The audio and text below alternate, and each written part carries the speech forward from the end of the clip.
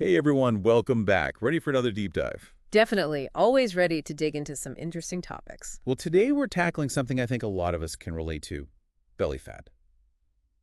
That stubborn kind that seems to stick around no matter what. Oh, I know that feeling all too well. But we're going beyond the usual advice today. We're going to explore specific exercises you can actually do at home to target that belly fat. Sounds good to me. Exercise is so crucial, but it can be tough to know where to start. Exactly. And we're not stopping there. We're also going to delve into the why, the science behind these exercises, and why they're effective. I like it. Understanding the how and why can really make a difference in motivation. Absolutely.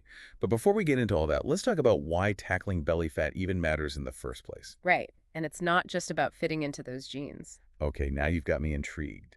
What's the bigger picture here?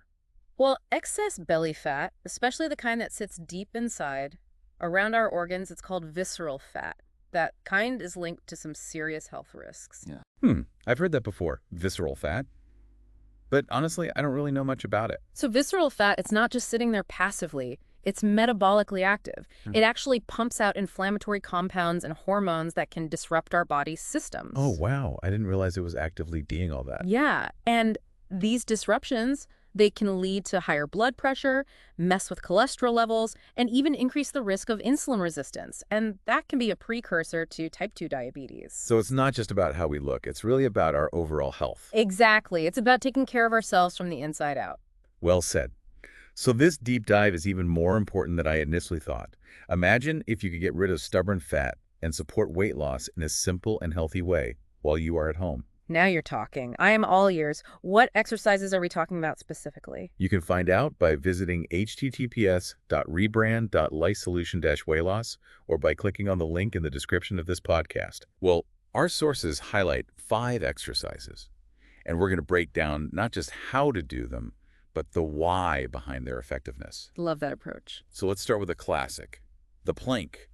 Ah, the plank. Seems simple, right? Yeah, deceptively simple. Exactly. But it's a powerhouse for engaging your entire core, including those deep abdominal muscles. So we're hitting that visceral fat. You got it.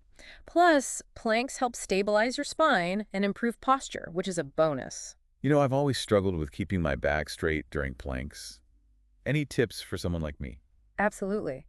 Imagine pulling your belly button towards your spine. That engages your transverse abdominis, a key muscle for core stability, and focus on pushing through your forearms, keeping those shoulders directly above your elbows. Interesting. So it's not just about holding the pose. You really have to be mindful and engage those muscles. Exactly. It's an active hold. Gotcha. All right, what's next on the list? Let's go with another classic, the crunch. Crunches. A staple, but I'm sure there's a right and a wrong way to do them. There is. Crunches target the rectus abdominis, that six-pack muscle. The key is to lift with your abs, not your neck or shoulders. Oh, I've definitely been guilty of using my neck to get up there. A lot of people do. Think about curling your rib cage towards your pelvis. Okay, that makes sense. What about those bicycle crunches? Those always feel a little awkward to me. I hear you. They can be tricky, but they're great because they work both your upper and lower abs. Plus, they engage your obliques, those muscles on the sides of your waist. Obliques. I forget about those. So how do you make sure you're doing them right? The trick is to really twist your torso so your elbow reaches towards the opposite knee. Twist and reach. Got it. Now, what about those Russian twists? Are those mainly for obliques? You know it. Russian twists are fantastic for targeting the obliques. They're important for rotational strength and stability. So how do I make sure I'm doing a proper Russian twist? It's all about keeping your back straight and rotating your upper body from side to side, almost like you're trying to touch each side of your hips with the weight. Okay, I think I can visualize that. And last but not least, leg raises, right? Yep. Leg raises, I have a love-hate relationship with them. Me too. They're tough. They are, but they're so effective for working those lower abs. The key here is to keep your lower back pressed to the floor. Oh, to prevent straining. Exactly. You're not swinging your legs up. It's about using those lower abs to lift in a controlled manner. This is super helpful. I feel like I'm already learning so much about my workouts. Glad to hear it. But even with these great exercises, The hardest part is actually doing them right. you got it. Consistency is key. Any advice on how to stay motivated and actually make exercise a regular habit? Well, first off, start small. Don't try to do all 5 exercises every single day right away. Maybe choose 2 or 3 and do them for a few minutes, a couple times a week. As you get stronger, you can gradually increase the duration and intensity. So it's like a buildup.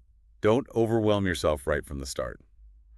What about finding an exercise buddy? Does that help? It can definitely make a difference. Having someone to work out with provides accountability and encouragement.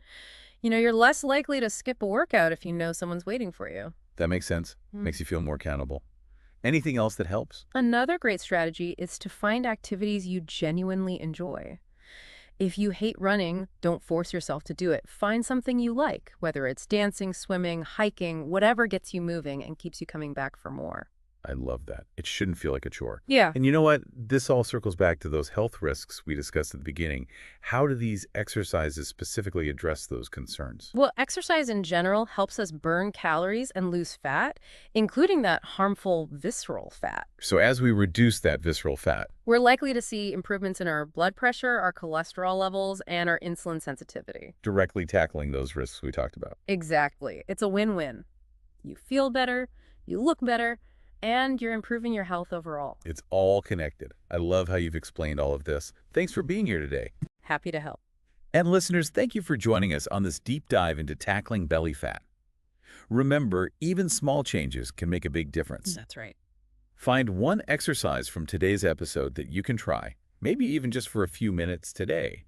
Those planks. Yeah, those planks. And if you want to discover even more simple ways to target fat and support weight loss, visit https://rebrand.lifesolutionweightloss or click the link in the description of this podcast. There you go. Until next time, keep diving deep. See you then.